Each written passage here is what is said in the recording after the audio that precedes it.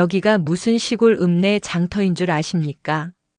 목소리에는 단 1g의 온기도 실려 있지 않았다. 아니면 무슨 경로당 노인정인 줄 아십니까? 와서 뗐으면 다 해결됩니까? 박옥순 할머니는 숨이 턱 막혔다. 14시간을 달려온 길의 끝에서 그녀를 맞이한 것은 아들 같은 군인이 아니라 얼음으로 빚은 칼날이었다.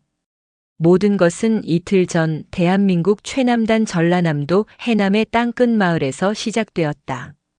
까맣게 타들어간 옥순의 낡은 부엌 달력에는 손자 이지훈 일병의 편지가 도착한 날이 붉은 동그라미로 표시되어 있었다.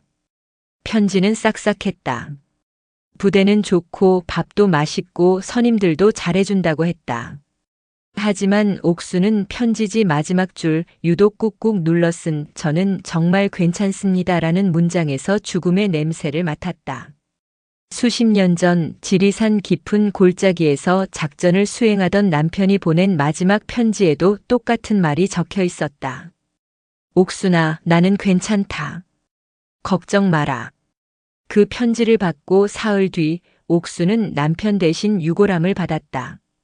그녀에게 괜찮다는 말은 살려달라는 비명이었다. 그날 밤으로 옥수는 갯벌 일로 모아둔 쌈짓돈 전부를 꺼냈다. 그리고 다음 날 아직 동이 트기도 전인 새벽 3시 그녀는 낡은 검은색 가방 하나를 들고 집을 나섰다. 해남 읍내 버스터미널에서 광주 유스케어로, 광주에서 다시 4시간을 달려 서울 용산역으로, 용산역의 거대한 인파 속에서 길을 잃을 뻔한 것을 영무원의 도움으로 겨우 빠져나와 다시 버스를 타고 의정부를 거쳐 신철원 버스터미널에 내렸을 때 오후 4시가 넘어가고 있었다. 7월의 철원 분지는 거대한 가마솥이었다. 해남의 끈적한 바닷바람과는 질이 다른 살을 태우는 건조한 열기가 옥순을 덮쳤다. 아스팔트에서 피어오르는 아지랑이가 그녀의 낡은 검은 고무신을 녹여버릴 것만 같았다. 할매, 거까지는 택시 못 들어가. 민통선 앞까지만 모셔다 드릴게. 택시기사는 육군 제육사단이라는 말을 듣자마자 고개를 저었다. 옥수는 민간인 통제소 앞에서 내렸다. 저 멀리 거대한 군부대의 정문이 보였지만 그 거리는 늙은 몸으로 걷기에 영원처럼 느껴졌다. 그녀는 지팡이에 의지해 한 걸음 또 한 걸음을 옮겼다. 가방 안에는 손자에게 줄 약과와 직접 말린 육포가 들어있었다. 그 무게가 어깨를 짓누르는 것이 아니라 그녀의 굽은 허리를 더 깊게 땅으로 끌어당기는 듯 했다. 얼마나 걸었을까? 땀으로 온몸이 젖고 현기증이 일기 시작할 무렵 마침내 청성부대라는 거대한 간판이 아지랑이 너머로 모습을 드러냈다. 위병소는 거대했다. 철문 양쪽으로 총을 든 젊은 군인들이 부동자세로 서 있었다. 할머니, 무슨 일로 오셨습니까? 위병소 그늘에서 튀어나온 사병은 앳돼 보였다. 헬멧 아래로 땀이 비오듯 흘렀지만 옥순을 보는 눈에는 당혹감과 경계가 동시에 서려 있었다.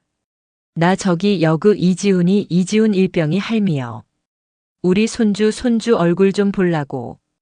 옥수는 해남 사투리가 섞인 떨리는 목소리로 겨우 말을 이었다. 이지훈 일병님이요?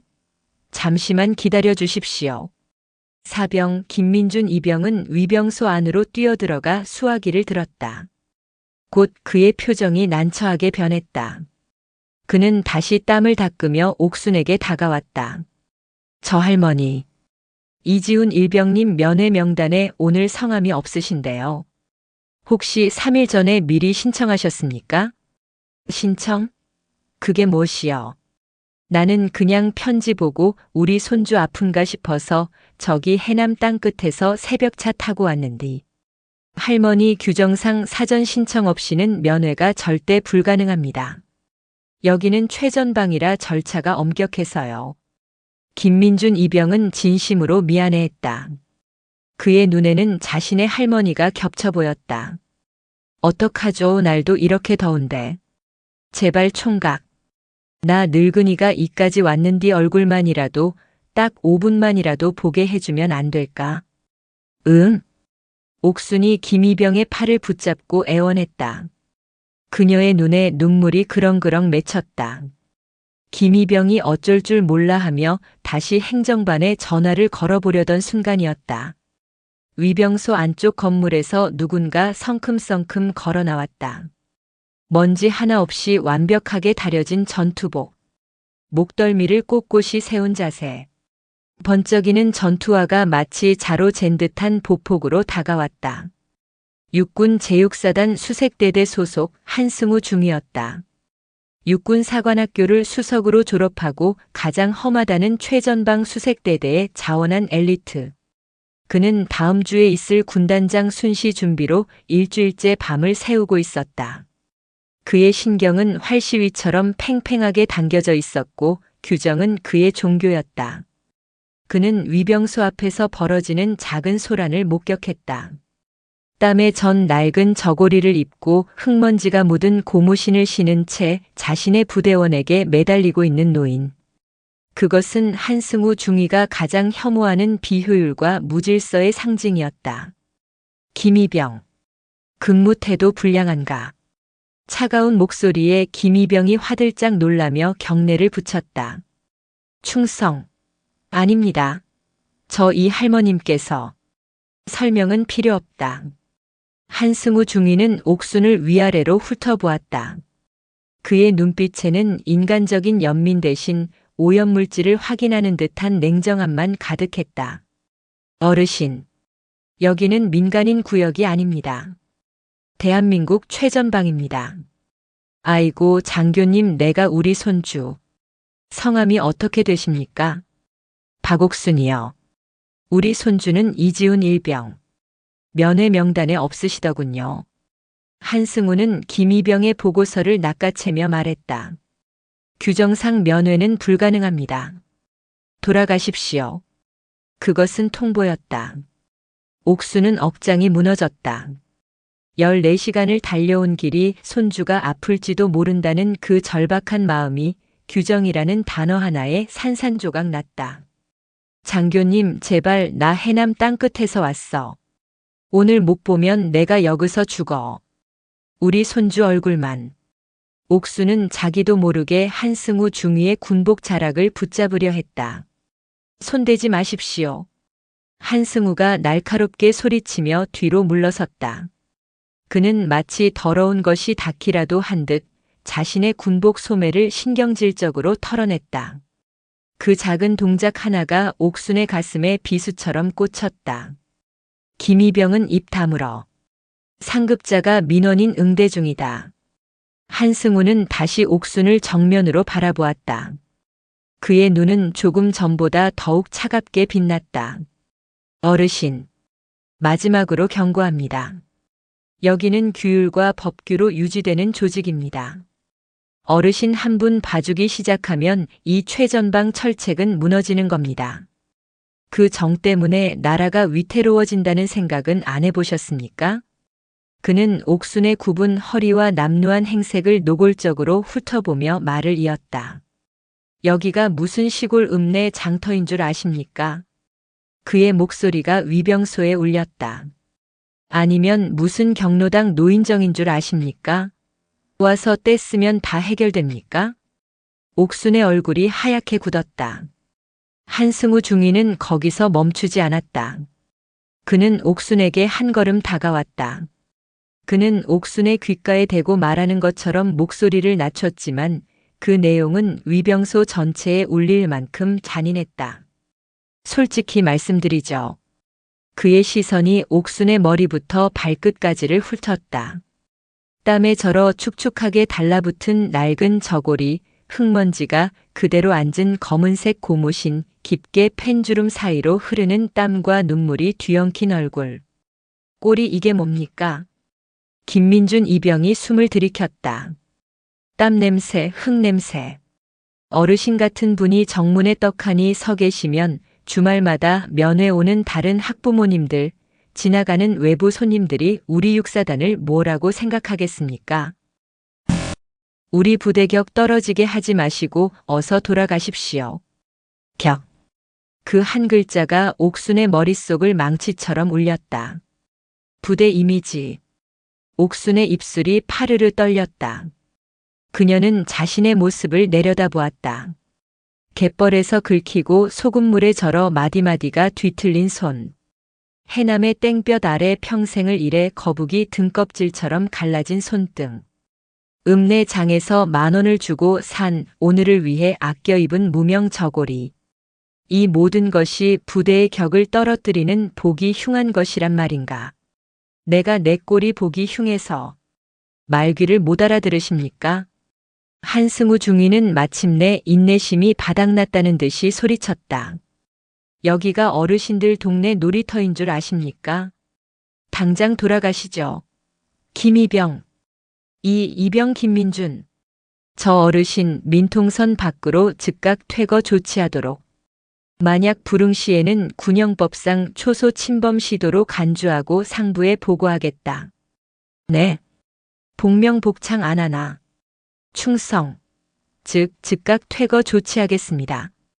김민준 이병은 울상이 되어 옥순에게 다가왔다.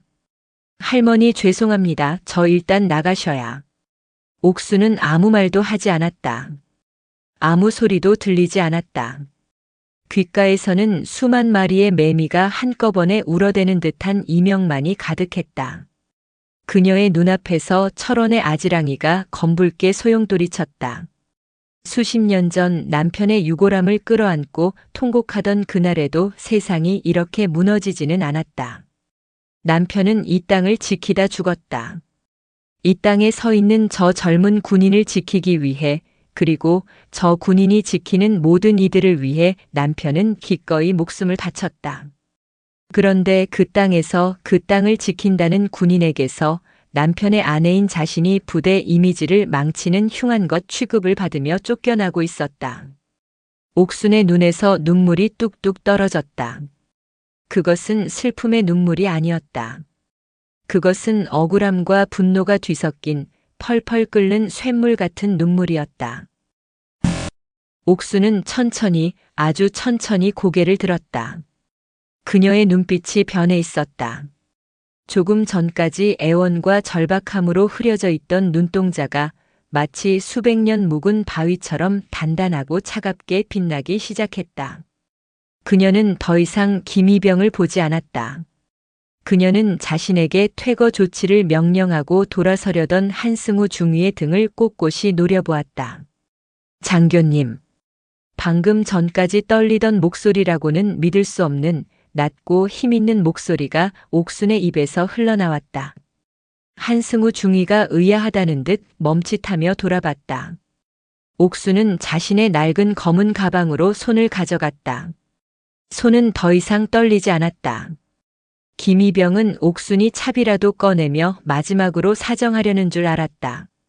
하지만 옥순은 가방 안쪽 깊숙한 곳, 닳고 다른 비단 주머니 속에서 손수건에 곱게 쌓인 무언가를 꺼냈다. 그것은 그녀의 초라한 행색과는 전혀 어울리지 않는 반짝이는 최신형 스마트폰이었다. 한승우 중위의 눈썹이 살짝 치켜 올라갔다. 저런 노인이 가지기엔 과한 물건이었다. 옥수는 익숙한 손놀림으로 화면을 켰다. 그리고 단축번호 1번을 길게 눌렀다. 단축번호 1번을 누른 박옥순 할머니의 엄지손가락은 미동도 없었다. 신호음은 단 2번 울렸다. 예, 어머님. 전화기 너머에서 굵고 낮은 그러나 강한 힘이 느껴지는 목소리가 흘러나왔다. 한승우 중위는 헛웃음을 참지 못했다. 어머님. 그는 옥순 할머니가 자식에게 전화해 유치한 하소연이라도 하려는 줄 알았다. 그의 입꼬리가 경멸감으로 비틀렸다. 어르신, 지금 아드님한테 이르시는 겁니까? 군대는 그런 거 안 통합니다. 아드님이 뭐 장군이라도 되십니까? 그는 곁에 서 있던 김민준 이병을 쳐다보며 비웃었다. 김이병은 차마 고개를 들지 못했다. 옥수는 한승우 중위를 무시했다. 그녀의 눈은 여전히 그를 향해 있었지만 그녀의 목소리는 오직 수화기 너머의 한 사람에게만 향했다. 나다 성이라. 그녀의 목소리는 갈라졌지만 톤은 차분했다. 내가 지금 철원 육사단 정문에 와 있다. 전화기 너머의 남자가 놀란 듯 숨을 들이마시는 소리가 희미하게 들렸다.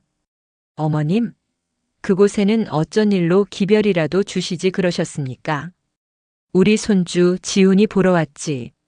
옥수는 시선을 한승우 중위에게 고정한 채 그가 했던 말을 그대로 의조렸다. 그런데 어떤 젊은 장교가 내 옷차림이 부대격을 떨어뜨린다고 하는구나.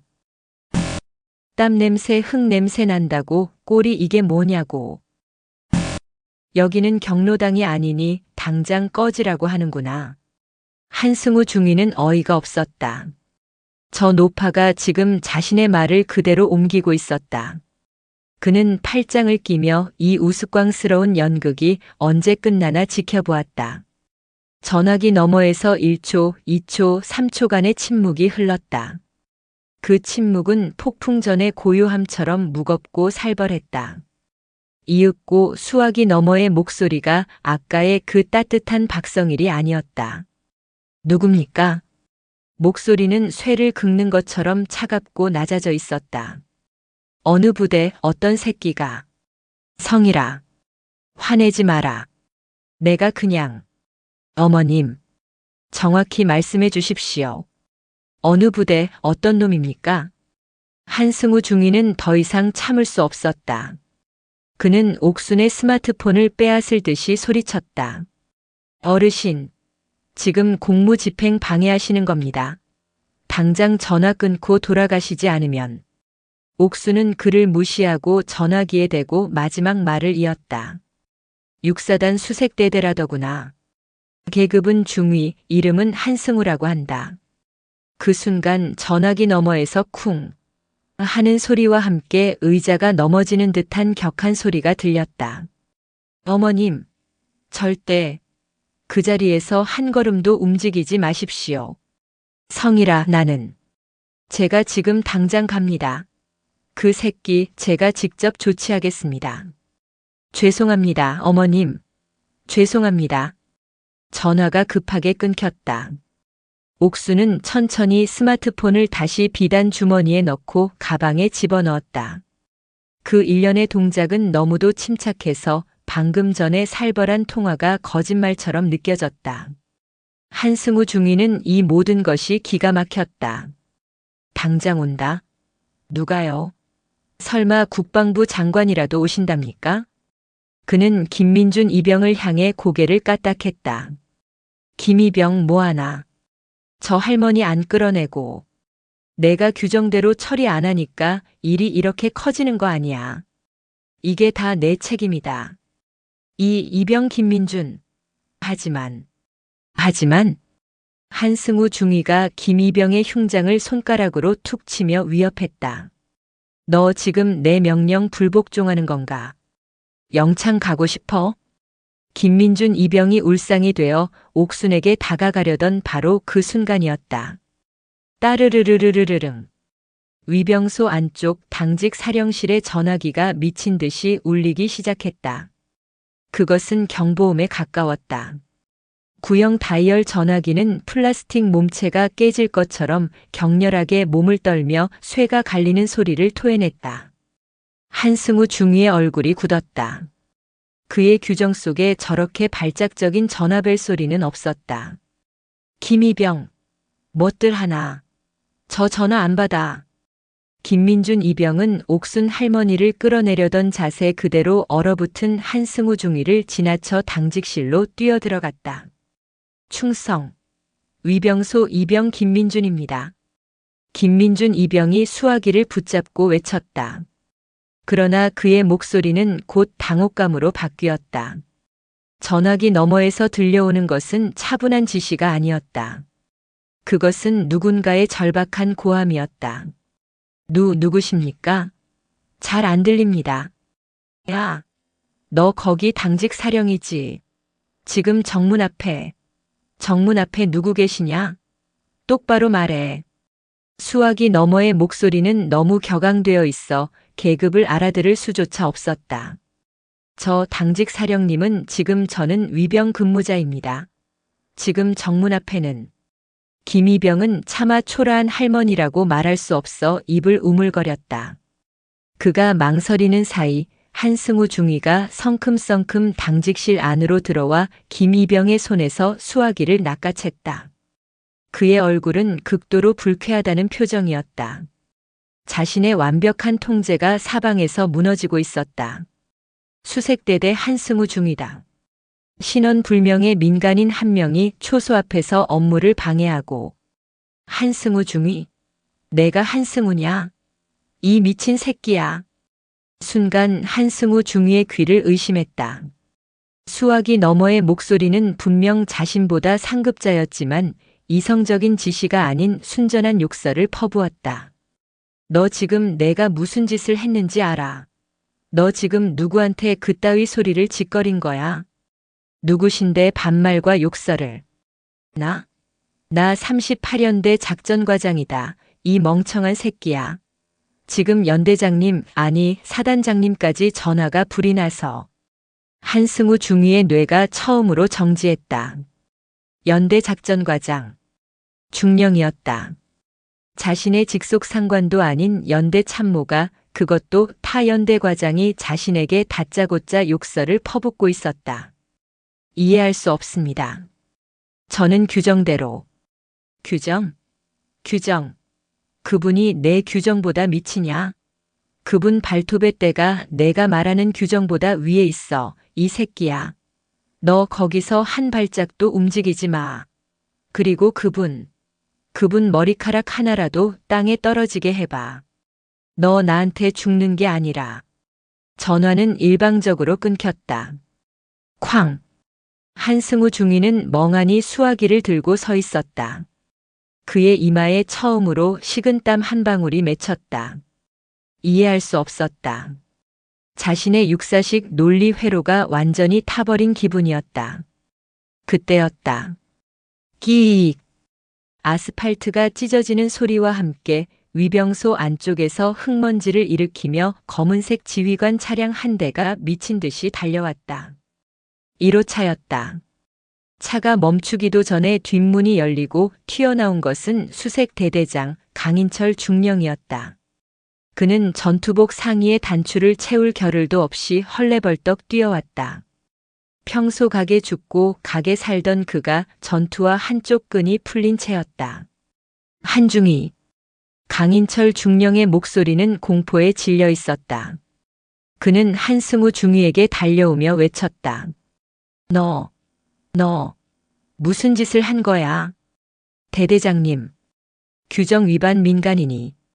닥쳐. 철썩. 강인철 중령의 손바닥이 한승우 중위의 뺨을 후려쳤다. 위병소의 모든 공기가 그 순간 얼어붙었다. 김민준 이병은 숨 쉬는 것조차 잊었다. 한승우 중위는 불타는 뺨을 감싸 쥐지도 못한 채 그 자리에 못 박혔다. 육사 수석 졸업 이후 그 누구도 자신에게 손을 댄 적이 없었다. 대대장님 지금 내가 감히 그분께. 강인철 중령은 말을 잇지 못했다. 그는 공포에 질린 눈으로 한승우 중위 뒤편 아지랑이 속에 서 있는 옥순 할머니를 바라보았다. 그는 옥순에게 달려가려다 감히 다가가지도 못하고 그 중간에서 무릎이라도 꿇을 것처럼 허리를 굽혔다. 저 어르신, 저는 정말 몰랐습니다. 저 육사단 수색 대대장 강인철 중령입니다. 저 새끼가 저 미친놈이. 강인철 중령의 등골에는 식은땀이 폭포수처럼 흘렀다. 그의 공포는 단순히 상급자에게 찍혔다는 공포가 아니었다. 박옥순. 그 이름 석자. 그것은 이 부대, 특히 이지훈 일병이 속한 3소대와 관련된 모든 비밀을 덮고 있던 판도라의 상자였다. 이지훈 일병. 부임한 지 얼마 안 된 한승우 중위는 그를 그저 조용한 관심 병사 정도로 알았지만 강인철 중령은 알고 있었다. 이지훈이 황 병장 무리의 가혹 행위를 견디다 못해 마음의 편지를 썼다는 것을, 그리고 자신이 군단장 순시 전까지 조용히 덮으라고 소대장에게 지시했다는 것을, 그런데 그 관심 병사의 할머니가 하필이면 그분이었다. 모든 것이 끝장이었다. 옥수는 아무 말도 하지 않았다. 그녀는 그저 30m쯤 떨어진 곳에서 자신에게 달려오지도 못하고 그렇다고 자신의 부하에게 가지도 못한 채 벌벌 떨고 있는 중령을 바라보고 있었다. 그녀의 눈빛은 여전히 차분했다. 마치 거대한 산이 그 산기슭에서 아웅다웅하는 다람쥐 2마리를 내려다보는 듯 했다. 그 고요함이 강인철 중령을 더욱 미치게 만들었다. 한승우, 너 이 새끼 당장 이리 와서 무릎 꿇고 사죄드리지 못해. 한승우 중위는 움직일 수 없었다. 그의 시스템이 완전히 마비되었다. 규정 위반 민간인에게 무릎을 꿇으라는 상관의 명령. 이것은 모순이었다. 그의 세계가 무너지는 소리였다. 대대장님, 저는 이 개새끼가 아직도 정신을 못 차렸어. 강중령이 다시 한승우에게 달려들어 멱살을 잡으려던 그 순간이었다. 저 멀리 민간인 통제소 방향에서 이번에는 비교할 수 없을 만큼 거대한 굉음이 들려왔다. 우웅. 땅이 울렸다. 처음에는 한 대의 엔진 소리인 줄 알았다. 그러나 그것은 곧 2대, 3대, 4대의 소리로 불어났다. 그것은 일반 승용차의 소리가 아니었다. 육중한 디젤 엔진이 뿜어내는 도로를 압도하는 굉음이었다. 저건 김민준 이병이 민통선 방향을 바라보며 중얼거렸다. 아지랑이 너머로 검은색 점들이 보이기 시작했다. 그것은 검은색 지휘관 차량들이었다. 선두에는 헌병대 사이드카 2대가 붉은 경광등을 번쩍이며 길을 열고 있었다. 그 뒤를 따라 별판을 단 검은색 세단이 1대, 2대, 3대 꼬리를 물고 이어졌다. 마치 군단 전체가 이곳 위병소를 향해 돌진하는 것 같았다. 세상에. 강인철 중령은 한승우 중위의 멱살을 잡으려던 손을 스르르 풀었다. 그의 얼굴에서 핏기가 완전히 가셨다. 그는 저 선두 차량의 번호판을 알고 있었다. 6일. 군단장님. 강중령의 입에서 신음 같은 소리가 새어나왔다. 한승우 중위는 그제야 깨달았다. 자신이 상대한 것이 민간인이 아니었음을. 자신이 건드린 것이 규정이라는 이름의 성벽이 아니라 감히 쳐다보아서도 안 될 거대한 하늘이었음을. 차량 행렬은 속도를 줄이지 않았다. 오히려 위병소 근무자들이 위협을 느낄 정도의 속도로 정문을 향해 돌진했다. 선두의 헌병 사이드카가 위병소 앞에서 급격하게 방향을 틀어 방어벽을 만들자 끼익 하는 굉음과 함께 검은색 세단 3대가 연달아 멈춰섰다. 타이어 타는 냄새가 7월의 매캐한 열기와 뒤섞여 코를 찔렀다. 모든 것이 정지했다. 김민준 이병은 숨을 삼켰다.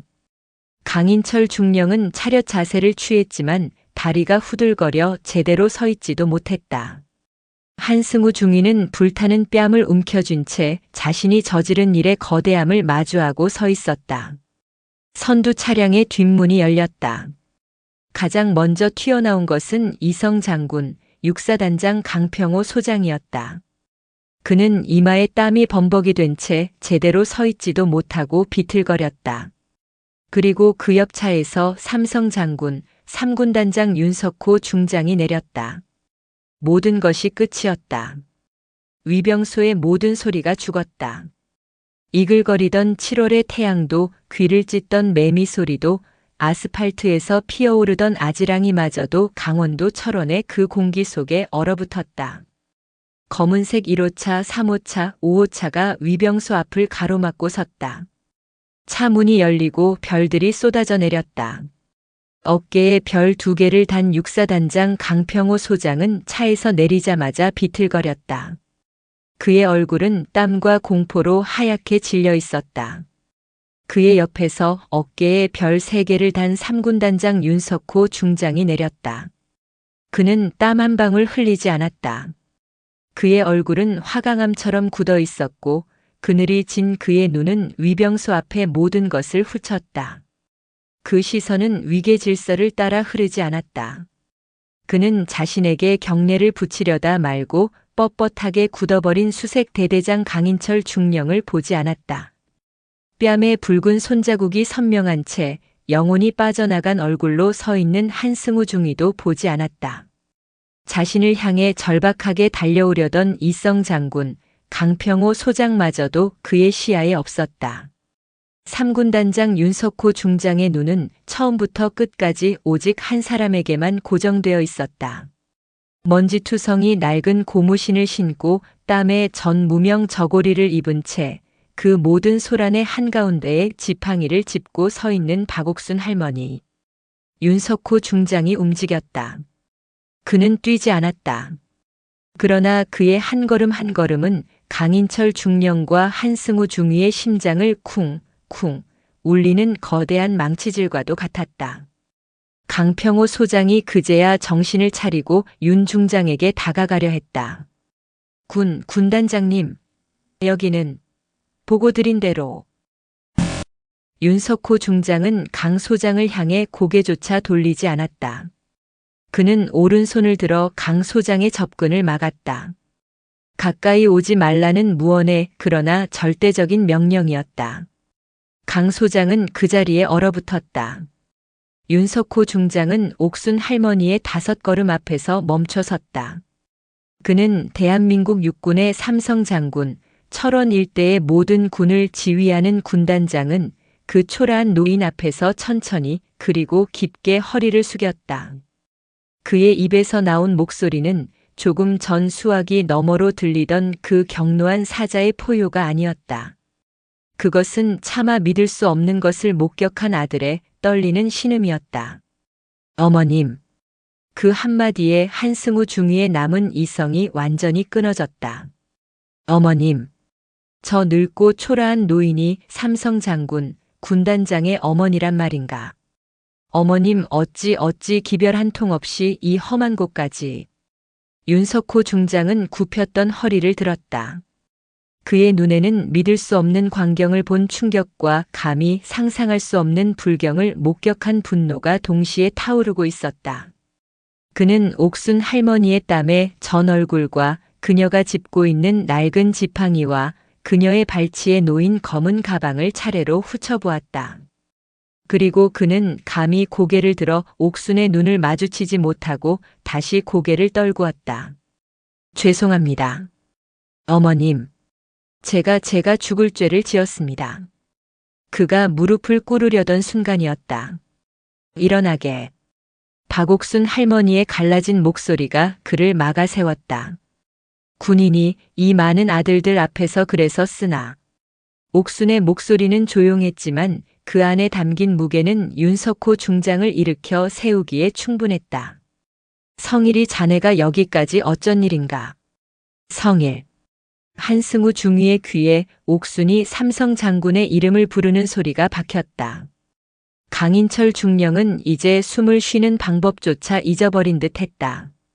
그의 등골에서 식은땀이 폭포처럼 흘렀다. 이지훈 일병의 할머니가 하필이면 윤석호 군단장과 이런 사이일 줄은 꿈에도 몰랐다. 윤석호 중장은 차마 대답하지 못했다. 그는 옥순이 어떻게 이곳까지 오게 되었는지 그리고 그 과정에서 무슨 일을 겪었는지 다 알고 있다는 듯 주먹을 부르르 떨었다. 그는 천천히 아주 천천히 옥순에게서 등을 돌렸다. 그리고 마침내 위병소의 다른 장교들을 바라보았다. 윤석호 중장의 얼굴에서 아들의 표정은 사라져 있었다.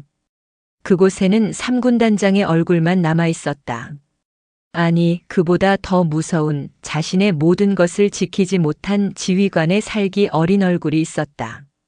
그의 얼음장 같은 시선이 가장 먼저 육사단장 강평호 소장에게 향했다. 강 소장. 예. 군단장님. 여기가 자네 관할 구역인가? 죄송합니다. 강평호 소장은 고개를 들지 못했다. 사단 전체의 명운이 자신의 군 생활이 이 순간 끝장났음을 직감했다. 죄송하다는 말은 나에게 하는 것이 아닐세. 윤 중장의 시선은 강 소장을 지나쳐 그 뒤에 서 있는 수색 대대장 강인철 중령에게 향했다. 자네가 수색 대대장인가? 성, 중령 강인철, 군단장님께. 됐네. 윤 중장은 그의 경례를 받지 않았다. 그는 강 중령의 뺨에 스치듯 시선을 주었다가 그 옆에 서 있는 한승우 중위의 뺨에 난 붉은 손자국을 확인했다. 모든 상황 파악이 끝났다는 뜻이었다. 자네인가? 윤석호 중장이 한승우 중위를 향해 물었다. 한승우 중위는 입을 열 수 없었다. 목구멍이 뜨거운 쇠로 막힌 듯 했다. 그의 눈앞에 지난 일주일간의 밤샘 작업, 군단장 순시 보고서, 그리고 자신의 완벽했던 규정집이 주마등처럼 스쳐 지나갔다.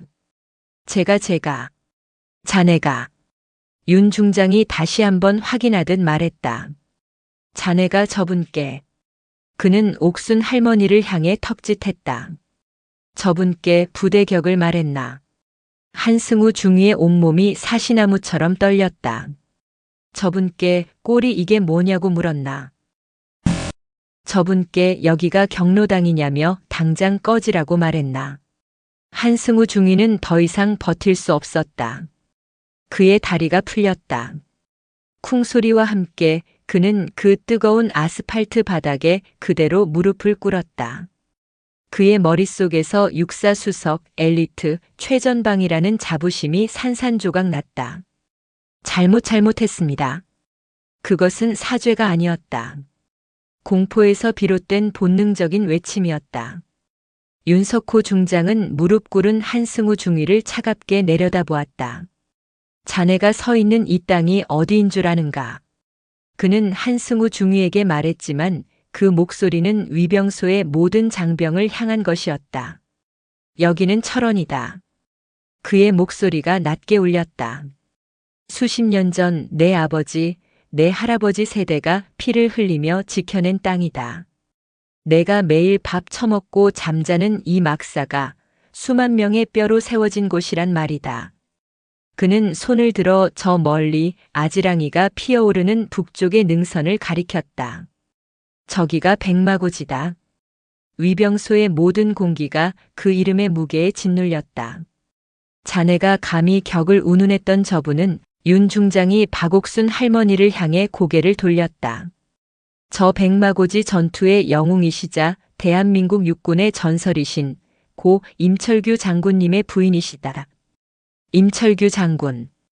그 이름이 터져나오는 순간 사단장 강평호 소장과 대대장 강인철 중령은 눈을 질끈 감았다. 한승우 중위는 그 이름이 누구인지조차 몰랐지만 그 이름이 가진 무게가 자신을 짓누르는 것을 느꼈다. 임철규 장군께서 이 땅을 지키다 산화하시고 윤석호 중장의 목소리가 격렬하게 떨리기 시작했다. 이분은 박옥순 어머님은 국가에서 나오는 모든 연금과 보훈 혜택을 단 한 푼도 받지 않으셨다.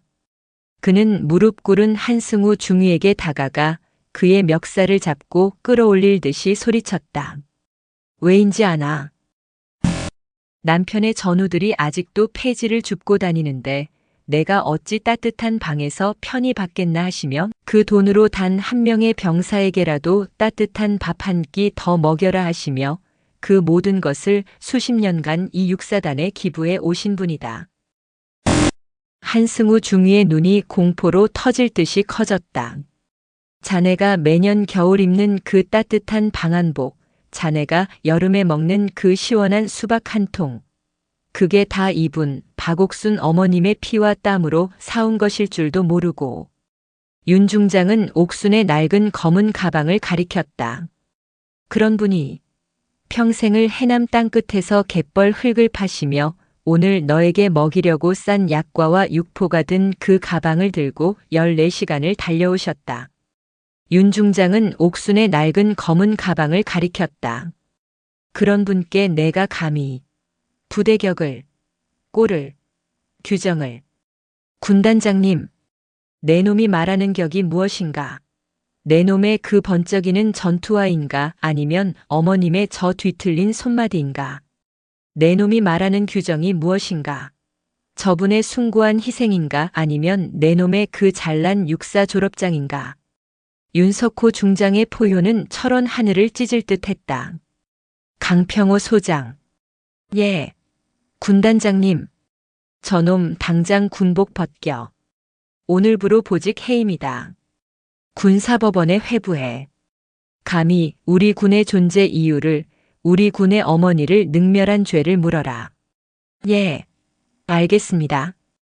강평호 소장이 헌병을 부르려던 그 순간이었다. 됐네.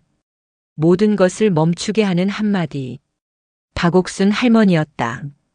그녀는 지팡이를 짚고 천천히 무릎 꿇은 한승우 중위에게 다가왔다.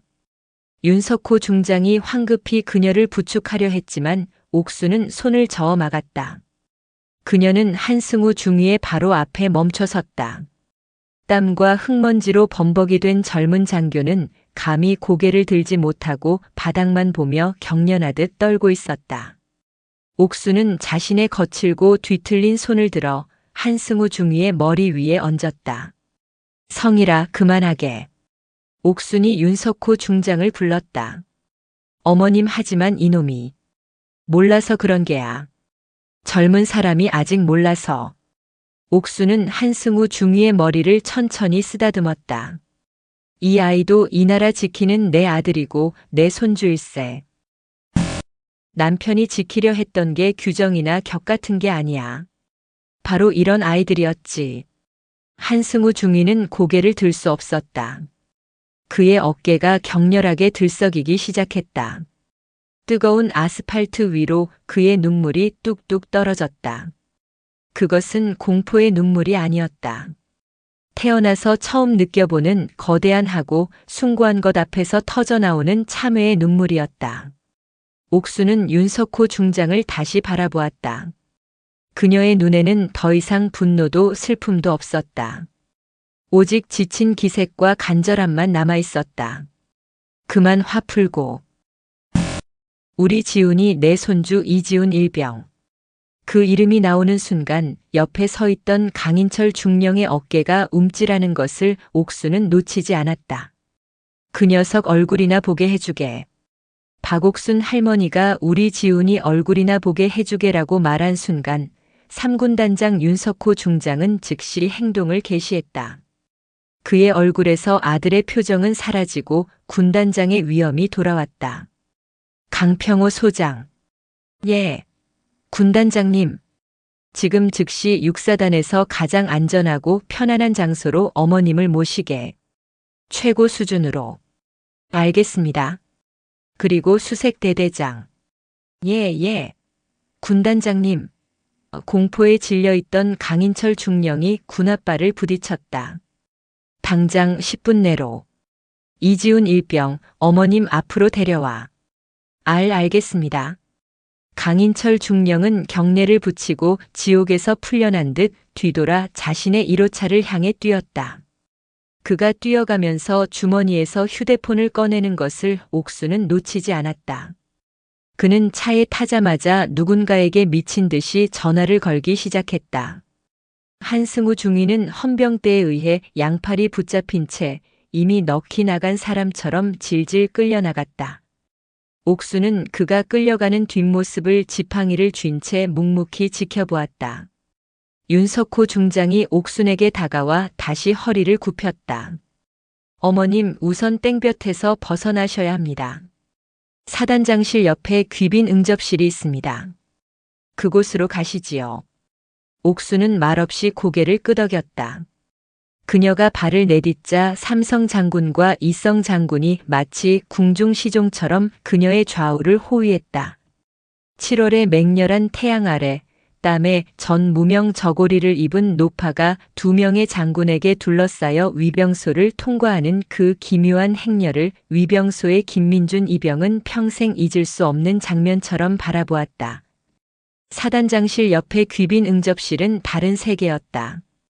시원한 에어컨 바람이 옥순의 땀을 식혔다.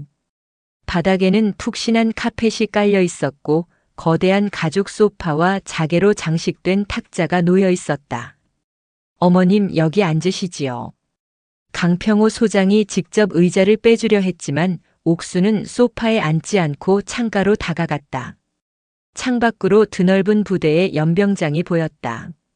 성이라. 예, 어머님. 저 아이 한승우 중위인가 하는. 윤석호 중장의 얼굴이 다시 굳었다. 제가 직접. 너무 나무라지 마라. 예. 옥수는 연병장을 바라보며 말했다. 젊은 사람이 아직 몰라서 그런 게야. 규정, 격 그런 게 세상 전부인 줄 아는 나이지. 내 남편도 젊었을 땐 그랬다. 윤석호 중장은 차마 대답하지 못했다. 저 아이는 오늘 자기 세상이 무너지는 것을 봤다. 그걸로 벌은 충분해. 사람 하나 망가뜨리는 건 쉽지만 다시 세우는 건 어려운 법이야. 기회를 주게. 어머님. 윤석호 중장은 그녀의 깊은 뜻에 감히 반박할 수 없었다. 그는 고개를 숙였다. 명심하겠습니다. 한편 응접실 밖에서 안절부절 못하던 강인철 중령은 복도 구석에서 휴대폰에 대고 미친 듯이 속삭이고 있었다. 수화기 너머의 상대는 삼소대장이었다. 지금 당장 이지훈 일병 찾아. 아니 황 병장. 황 병장 바꿔. 황 병장? 너 이 새끼 일 똑바로 안 해? 이지훈 할머니가 지금 군단장님이랑 같이 사단장실에 와 계신다. 몰랐어? 이 개새끼야 그걸 지금 말이라고 해. 됐고. 지금 당장 이지훈이 관물대 확인해. 멍 자국이나 상처 있으면 무조건 가려. 전투복 제일 깨끗한 걸로 갈아입히고 세수 똑바로 시켜. 그리고 내 말 잘 들어. 이지훈이한테 똑똑히 전해. 할머니 면회 끝나고 돌아오면 그땐 관심병사가 아니라 정신병원으로 갈 줄 알라고. 군단장 백 믿고 입 하나라도 잘못 놀리면 내 군 생활이 아니라 내 인생이 끝장날 거라고 똑똑히 아주 똑똑히 일러두란 말이야. 알았어. 강인철 중령은 전화를 끊고 땀으로 젖은 이마를 닦았다. 제발 제발 아무 일 없어야 한다. 저 놓친 내가 그냥 면회만 하고 돌아가야 한다. 얼마 지나지 않아 응접실 문에 노크 소리가 들렸다. 들라. 강평호 소장이 말했다. 문이 열리고 강인철 중령이 거의 울상이 된 얼굴로 서 있었다. 그리고 그의 뒤에 이지훈 일병이 서 있었다. 할머니. 이지훈 일병은 문이 열리자마자 옥순을 발견하고 달려왔다. 전투복은 갓 달인 듯 깨끗했고 머리카락은 물에 젖어 있었다. 옥순은 지팡이를 쥔 채 돌아섰다. 지훈아 내 손주. 할머니. 여긴 어떻게 오셨어요? 아, 편지 때문에 아이고 할머니. 저 진짜 괜찮다니까요. 왜 이 먼 데까지 오셨어요? 이지훈은 옥순을 끌어안고 울음을 터뜨렸다. 하지만 옥순은 느꼈다. 손자의 몸이 가늘게 떨리고 있었다. 그것은 반가움의 떨림이 아니었다. 그것은 극도의 공포에 질린 짐승의 떨림이었다. 그녀는 손자의 등을 토닥이며 그의 얼굴을 살폈다. 뺨은 반쪽이 되어 있었고 웃고 있었지만 눈은 웃지 않았다. 지훈아, 얼굴이 반쪽이 됐네. 아니에요, 할머니. 군대 오면 다 빠져요. 저 밥도 잘 먹고. 그래, 내 손주. 옥수는 지훈의 손을 잡았다. 그 순간 지훈이 움찔하며 손을 빼려 했다. 옥수는 그 찰나의 반응을 놓치지 않았다. 응접실 안의 모든 장군들이 이 감동적인 재회를 흐뭇하게 혹은 초조하게 지켜보고 있었다. 옥수는 마치 지훈의 땀을 닦아주려는 듯 자연스럽게 손자의 소매를 잡았다. 날이 더워서 땀 좀 봐라. 그녀는 지훈의 왼쪽 전투복 소매를 아주 살짝 걷어 올렸다. 그리고 그녀는 보았다. 깨끗하게 씻겨 있었지만 손목 안쪽 연한 살갗 위에 선명하게 남아있는 검붉은 자국. 그것은 넘어져서 생긴 상처가 아니었다. 그것은 5개의 손가락이 완벽한 힘으로 움켜쥐었다가 남긴 끔찍한 폭력의 흔적이었다. 옥순의 호흡이 순간 멈췄다. 이지훈 일병은 사색이 되었다. 그는 공포에 질린 눈으로 할머니를 바라보다가 자기도 모르게 응접실 구석에 서 있는 강인철 중령을 힐끗 쳐다보았다. 강인철 중령은 그 시선을 받고 주먹을 꽉 쥐었다. 모든 것이 명확해졌다. 옥수는 손자의 소매를 다시 조용히 내려주었다. 그녀의 눈빛은 아까 한승우 중위를 바라보던 그 차가운 눈빛으로 돌아와 있었다. 그녀는 손자의 어깨를 감싸 안고 방 안의 최고 어른인 윤석호 중장을 바라보았다. 성이라. 예, 어머님. 이리 오니라. 윤석호 중장이 그녀에게 다가왔다. 고맙네. 이리 귀한 대접도 해주고. 별 말씀을요, 어머님. 그런데 내가 늙어서 그런지 이런 좋은 방은 영 숨이 막혀서 못 있겠다. 옥수는 지훈의 어깨를 꽉 잡은 채 말했다. 내 손주 데리고 저녁이나 한 끼 먹여야 쓰겄다. 물론입니다, 어머님. 지금 당장 사단 간부 식당의 최고로. 아니. 옥순이 그의 말을 잘랐다. 여 말고. 이 부대 밖. 응접실의 공기가 순간 싸늘하게 식었다. 이 아이 군복 벗기고 사복으로 갈아입혀서 옥수는 창밖을 가리켰다. 저기 저 철문 밖. 민간인들 밥 먹는 식당에서 단둘이 먹고 싶네. 자네들 아무도 없이. 이것은 단순한 요청이 아니었다. 관심 병사로 분류된 사병을 사전 허가 없이 즉시 외출시키라는 것. 그것도 모든 지휘관이 보는 앞에서. 강인철 중령이 다급하게 앞으로 나섰다. 어르신, 그게 절차상 이지훈 일병이 지금 부대 내 중요 임무가. 닥치게. 말을 한 것은 옥순이 아니었다. 윤석호 중장이었다. 그는 강인철 중령을 쳐다보지도 않고 말했다. 자네가 지금 어머님 말씀을 막는 겐가? 아, 아닙니다. 군단장님. 그런 뜻이. 이지훈 일병. 이 이병. 이지훈. 지훈이 공포에 질려 경례를 붙였다. 자네는 지금 이순간부로 3군단장 직권으로 공식 외출을 명받았다. 윤석호 중장은 자신의 곁에 있던 부관에게 명령했다. 김소령. 내 차 대기시켜. 그리고 자네 사복 이 일병에게 입혀. 철원 시내에서 가장 조용하고 가장 안전한 식당으로 두 분을 모셔라. 식당 주변 100m 우리 헌병대에서 완벽하게 통제하도록. 예, 알겠습니다. 어머님. 윤 중장이 다시 옥순에게 허리를 숙였다. 염려 마시고 손주와 편히 식사하십시오. 절대 그 누구도 두 분을 방해하지 못할 겁니다. 옥순은 말없이 지훈의 손을 잡았다. 가자, 손주야.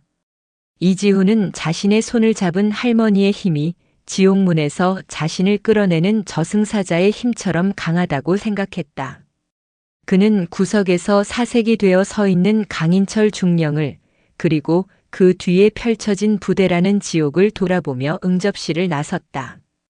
3군단장의 검은색 세단은 부대를 빠져나와 철원 시내로 향했다. 차 안에는 숨막히는 침묵이 흘렀다. 운전석의 김소령은 룸미러조차 보지 않으려 애썼고 옥수는 창밖을, 지우는 자신의 무릎만 내려다보았다. 지우는 아직도 떨고 있었다. 그는 지금 자신이 겪는 일이 현실인지 꿈인지 구분할 수 없었다. 조금 전 자신을 지옥으로 밀어 넣으려던 대대장이 하늘 같은 군단장 앞에서 벌벌 떠는 모습, 그리고 그 모든 것을 가능하게 한 자신의 초라한 할머니. 그는 공포스러웠다. 이 외출이 끝나고 부대로 복귀했을 때 자신을 기다리고 있을 진짜 지옥이 두려웠다. 차는 철원 시내 외곽의 한적한 한정식집 앞에 멈췄다.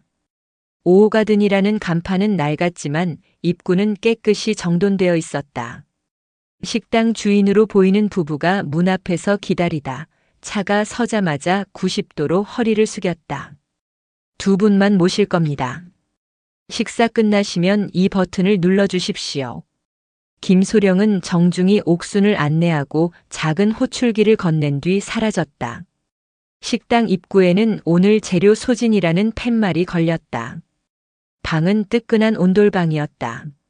문이 닫히자 비로소 부대의 모든 소음과 시선이 차단되었다. 세상에 오직 할머니와 단둘만 남았다. 곧 음식이 차려졌다. 뜨거운 쌀밥과 미역국, 불고기와 각종 나물. 평범한 가정식이었지만 지훈에게는 수개월 만에 처음 보는 음식이었다. 옥수는 아무 말도 하지 않았다. 그녀는 숟가락을 들어 밥을 한술 뜨고 지훈의 밥그릇 위에 불고기 한 점을 얹어 주었다. 먹어라, 손주야.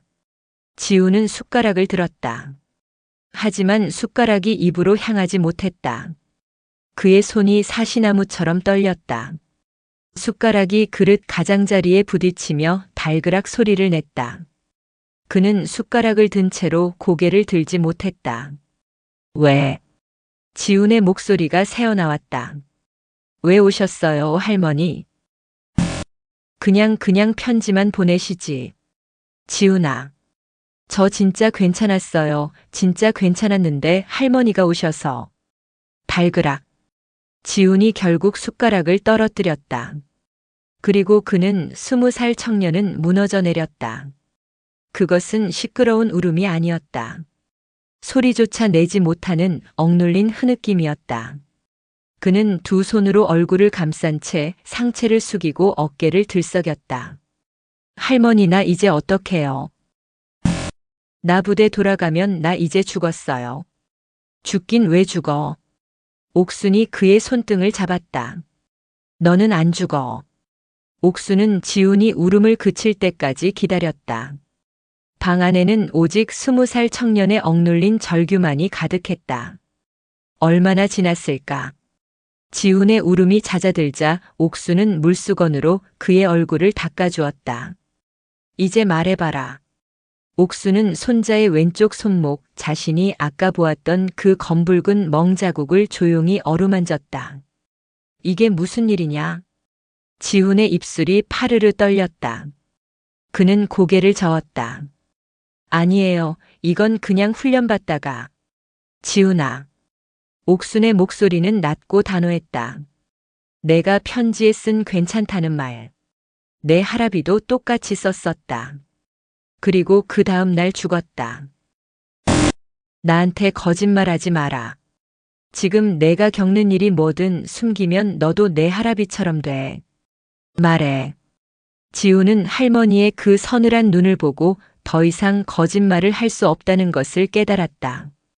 그는 쏟아내기 시작했다. 황 병장 때문이에요. 황 병장? 황진석 병장, 저희 소대 실세예요. 그 사람이 저를. 그것은 단순한 괴롭힘이 아니었다. 처음에는 돈이었어요.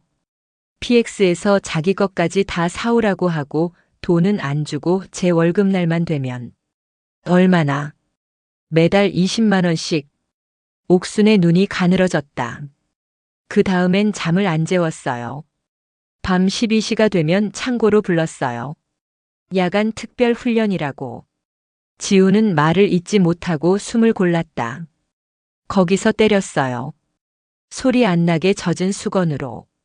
옥순의 손이 지팡이를 꽉 움켜쥐었다. 왜 너를? 제가 아버지가 없어서 엄마도 도망가고 할머니랑 둘이 사는 거 그걸 다 아니까. 지훈의 눈에서 다시 눈물이 흘렀다. 황 병장이 그랬어요. 넌 어차피 백도 없어서 아무도 안 찾아와. 넌 내가 여기서 죽여도 아무도 몰라. 내 할망구가 알기나 하겠냐? 그래서 참았어요. 근데 지난주에 식당에서 밥이 쉬었어요. 반찬에서 냄새가 났어요. 근데 황 병장이 그걸 다 먹으라고. 제가 못 먹겠다고 하니까 제 머리를 잡고 그 짬통잔 반통에. 지훈은 차마 다음 말을 하지 못하고 구역질을 했다.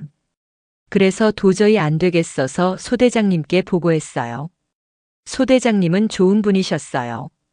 대대장님께 바로 보고하겠다고 하셨어요. 그래. 옥순의 목소리에 희미한 희망이 어렸다. 근데 그날 밤에 대대장님 강인철 중령이 저를 불렀어요. 뭐라고 하더냐. 군단장님 순시가 코앞인데 사소한 일로 부대 시끄럽게 만들 거냐고 했어요. 사소한 일. 저보고 팀의 일원이 되라고 황 병장 불러서 잘 타일렀으니까 그냥 넘어가라고 했어요. 지훈의 얼굴이 절망으로 일그러졌다. 그리고 대대장님이 황 병장한테 제가 찔렀다고 다 말했어요. 옥순의 눈이 감겼다. 가장 믿었던 지휘관의 배신. 그것이 모든 것을 끝장낸 것이다. 그날 밤부터 지옥이었어요. 황 병장이 저를 창고로 끌고 가서 내가 감히 날 찔러. 대대장님이 내 편 같지? 그러면서 제 손목을. 지우는 자신의 손목을 움켜쥐었다. 사장에서 옥순이 보았던 바로 그 멍 자국이었다. 그 사람이 제 손목을 부러뜨릴 것처럼 잡고 내 할망구한테 편지 써. 잘 있다고. 괜찮다고. 안 쓰면 내가 짬통에 처박히는 게 아니라 내 할망구가 여기 와서 그 짬밥 먹게 될 줄 알아라. 그래서 썼어요. 할머니 그래서 괜찮다고 쓴 거예요. 지우는 식탁 위에 그대로 고개를 쳐박고 오열했다. 옥수는 아무 말도 하지 않았다. 그녀는 고개를 들어 식당 벽에 걸린 낡은 시계를 바라보았다. 저녁 7시. 그녀는 손자의 어깨를 토닥였다. 지훈아, 밥 먹어라. 할머니? 일단 먹어. 너는 살아야지. 옥수는 떨리는 손자의 손에 다시 숟가락을 쥐어주었다. 너는 아무 잘못 없다. 넌 내 할애비처럼 살아남은 거야. 그게 내 승리다. 지우는 울면서 밥을 입으로 가져갔다.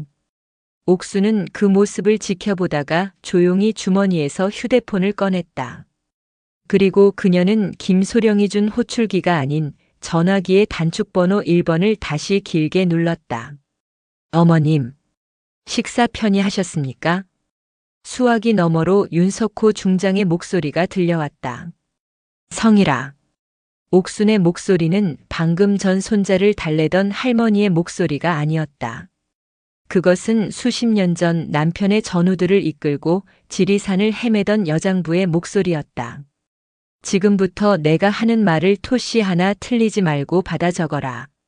수화기 너머의 침묵은 10초간 이어졌다.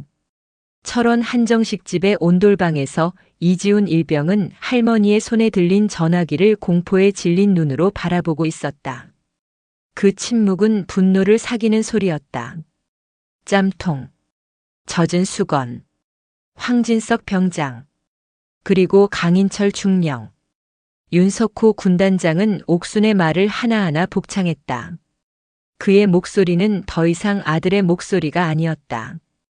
그것은 적진의 좌표를 확인하는 포병 지휘관의 목소리였다. 어머님. 지훈이 절대 걱정시키지 마십시오. 그리고 무슨 일이 있어도 오늘 밤은 부대로 돌려보내지 마십시오. 성이라 하지만 이것은 군단장의 명령입니다. 윤석호 중장의 목소리는 강철 같았다. 제가 지금 청소를 시작하겠습니다.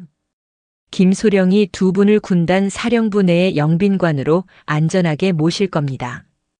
지훈이는 오늘부로 제99보호 관리 대상자로 지정합니다.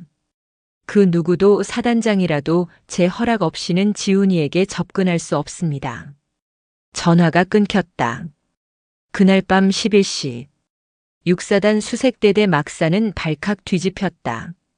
사단 헌병대가 아니었다. 군단 사령부 직속 군단 특별기동 헌병대 소속 검은 베레모들이 막사 전체를 급습했다. 그들은 강인철 대대장의 어설픈 저지나 사단장의 전화를 모두 무시했다. 군단장님 직권 명령이다. 문 열어. 황진석 병장은 자신의 관물대에서 잠을 자다 말고 끌려 나왔다. 그를 따르던 주동자 3명도 함께였다. 뭡니까? 이거. 황 병장이 발악했지만 헌병들은 그의 입을 틀어막고 수갑을 채웠다. 그 같은 시각 강인철 중령은 사단장실에서 차를 마시며 사태를 수습할 궁리를 하다가 자신의 사무실로 들이닥친 군단 감찰실 장교들에게 연행되었다. 모든 것이 일사천리로 끝나는 듯 보였다. 박옥순 할머니는 영빈관에서, 이지훈은 그 옆방에서 수십 년 만에 처음으로 안전한 밤을 보냈다. 하지만 다음 날 아침이 되자 모든 것이 꼬이기 시작했다. 군단 감찰실에서 공식 조사가 시작되었다. 그러나 강인철 중령과 황진석 병장은 완벽하게 준비되어 있었다. 억울합니다. 황진석 병장은 눈물까지 흘리며 호소했다. 이지훈 일병은 자대 배치 첫날부터 부대 적응에 심각한 문제를 보인 특급 관심 병사였습니다. 제가 상병 분대장으로서 어떻게든 끌고 가보려고 형처럼 대한 것이 전부입니다. 돈은? 감찰관이 물었다. 돈이요? 오히려 제가 빌려줬습니다. 그 녀석이 주말에 불법 도박 사이트에 빠져서 제 돈 20만 원을 빌려가고 갚지 않았습니다. 이게 그 증거입니다. 그가 내민 것은 이지훈 일병의 자필 차용증이었다. 물론 그것은 황 병장이 이지훈을 협박해 미리 받아둔 것이었다. 젖은 수건은 뭔가? 그건. 황 병장은 얼굴을 붉혔다. 남자애들끼리 장난친 겁니다. 이지훈이 씻기 싫어하길래 저희끼리 물 적셔서 장난치다가 그걸 그렇게 말할 줄은. 짬통에 머리를 박게 했다는 건. 그건 완전한 거짓말입니다. 황 병장이 펄쩍 뛰었다. 그날 밥이 살짝 설익은 건 맞습니다. 근데 이지훈이 갑자기 식판을 엎으면서 이딴 썩은 밥을 사람 먹으라고 주냐. 고 난동을 부렸습니다. 제가 그걸 말리다가 몸싸움이 붙은 게 전부입니다. 조사는 다른 병사들에게로 확대되었다. 하지만 3소대 병사들은 이미 강인철 중령과 황 병장에 의해 완벽하게 입이 맞춰진 상태였다. 이지훈 일병 원래 좀 이상했습니다. 밤마다 혼자 중얼거리고 물건 훔치고, 황 병장님이 오히려 보살처럼 챙겨주신 겁니다. 짬통 사건이요? 지훈이가 먼저 식판 던졌어요. 저희 다 봤습니다. 모든 증언이 이지훈을 거짓말쟁이 정신병자로 몰아갔다. 결정타는 강인철 중령의 증언이었다. 그는 감찰실에서 깊은 한숨을 내쉬며 지도력의 부재를 통감한다는 표정을 지었다. 군단장님께 면목이 없습니다. 제가 부끄러운 사실이지만 이지훈 일병의 정신 상태가 심각하다는 것을 알고 있었습니다. 알고 있었나? 네. 하지만 군단장님 순시를 앞두고 부대의 명예를 위해 어떻게든 안고 가려 했습니다. 황 병장에게도 동생처럼 보살펴라고 신신당부했습니다. 그런데 이지훈 일병이 제 선의를 이렇게 할머님께 거짓을 고해 부대를 음해할 줄은 몰랐습니다. 그는 증거라며 이지훈 일병의 상담 일지를 내밀었다. 거기에는 피해 망상, 폭력적 성향, 거짓말 등의 단어가 빼곡히 적혀 있었다. 물론 모두 강인철 중령이 소대장에게 지시해 조작한 것이었다. 상황은 뒤집혔다. 이지훈은 보호관리 대상자에서 허위사실 유포 및 상관모해 혐의 피의자가 될 위기에 처했다. 윤석호 중장은 보고서를 집어던졌다. 그는 모든 것이 거짓임을 알았다. 하지만 공식적인 서류와 다수의 증언은 완벽하게 이지훈을 범인으로 지목하고 있었다. 군단장의 직감만으로는 이 닫힌 문을 부술 수 없었다. 어머님. 영빈관에서 옥순을 만난 윤 중장의 얼굴은 참담했다. 죄송합니다. 놈들이 완벽하게 벽을 쳤습니다. 공식적인 증거로는 지훈이가 불리합니다. 지훈이는 제가 끝까지 보호하겠지만 저놈들 강인철, 황진석을 처벌할 물증이 없습니다. 오히려 저희가 무리한 조사를 했다고 역공을 당할 판입니다. 옥수는 아무 말 없이 창밖을 바라보았다. 공식적인 증거, 서류, 다수의 증언. 그것은 그녀가 평생 살아온 해남 갯벌과는 너무도 다른 무섭고 단단한 세상의 논리였다. 그녀는 깨달았다. 하늘 같은 군단장의 힘으로도 부술 수 없는 벽이 있다는 것을, 그 벽을 부수려면 그 벽의 안쪽을 아는 사람이 필요했다. 옥수는 윤석호 중장을 바라보았다. 성이라. 예, 어머님. 부탁이 하나 있다. 말씀만 하십시오. 그 젊은 장교 나한테 격을 따지던 그 아이. 한승우 중이 말입니까? 윤 중장의 얼굴이 다시 굳었다. 그래. 그 아이 지금 어디 있느냐? 군단 영창에 수감되어 있습니다. 중징계를 기다리고 그 아이를 만나게 해다오. 예. 윤석호 중장은 자신의 귀를 의심했다. 나하고 단둘이. 군단 사령부 영창의 면회실은 차가웠다. 벽은 연한 녹색 페인트가 칠해져 있었지만 곳곳이 벗겨져 시멘트 속살이 드러나 있었다. 공기 중에는 눅눅한 먼지 냄새가 났다. 한승우 중위는 계급장과 명찰이 모두 뜯겨나간 전투복을 입고 면회실로 들어섰다. 이틀 전 위병소에서 끌려나간 이후로 그의 시간은 멈췄다. 육사 수석, 엘리트 장교, 완벽한 규정의 수호자. 그 모든 것이 산산조각 났다. 그는 자신이 저지른 일이 단순한 모욕이 아니라 군의 어머니를 능멸한 군인으로서 저지를 수 있는 최악의 죄였음을 깨달았다. 그는 끝났다고 생각했다. 불명의 전역 혹은 그 이상의 처벌. 그의 인생은 여기서 끝이었다. 헌병이 문을 열어주며 말했다. 면회인 들어오십니다. 한승우는 고개를 푹 숙인 채 자신을 변호해줄 군 법무관이려니 생각했다. 그러나 아무 말도 들리지 않았다. 대신 낡은 지팡이가 차가운 타일 바닥을 톡 찝는 소리가 들렸다. 한승우 중위가 천천히 고개를 들었다. 그의 눈앞에 그가 꼴이 이게 뭐냐고 모욕했던 박옥순 할머니가 서 있었다. 한승우 중위의 뇌가 정지했다. 그는 숨 쉬는 것조차 잊었다. 그는 자신의 눈을 의심했다. 그가 할 수 있는 유일한 반응은 그 자리에 무릎을 꿇는 것이었다. 쿵. 그의 무릎이 바닥에 부딪혔다. 그는 고개를 바닥에 쳐박았다. 죄송. 목소리가 나오지 않았다. 죄송합니다. 제가 죽을 죄를. 그것은 삼장에서의 공포에 질린 외침이 아니었다. 그것은 자신의 존재 자체를 부정하는 영혼에서부터 끌어나오는 참회의 울부짖음이었다. 저를 죽여주십시오. 그는 바닥에 머리를 박은 채 격렬하게 떨었다. 옥수는 아무 말 없이 그 앞에 놓인 의자에 천천히 앉았다. 일어나게. 일어나. 한승우는 감히 고개를 들지 못했다. 고개 들고 내 눈을 보게. 옥순의 목소리는 조용했지만 거역할 수 없는 힘이 있었다. 한승우는 천천히, 아주 천천히 고개를 들었다. 퉁퉁 부은 눈은 핏발이 서 있었고 며칠 사이에 뺨은 수척해져 있었다.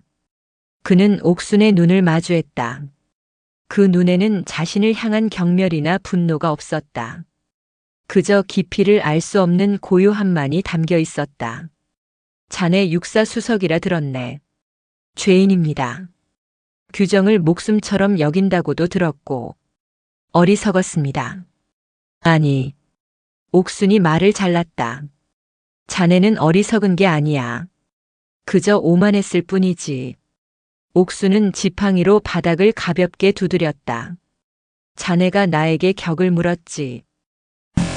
자네가 말한 그 격이 지금 내 손주를 죽이려 하고 있네. 예. 한승우가 반문했다. 옥수는 지금 육사단에서 벌어지고 있는 일을 천천히 그리고 정확하게 설명하기 시작했다.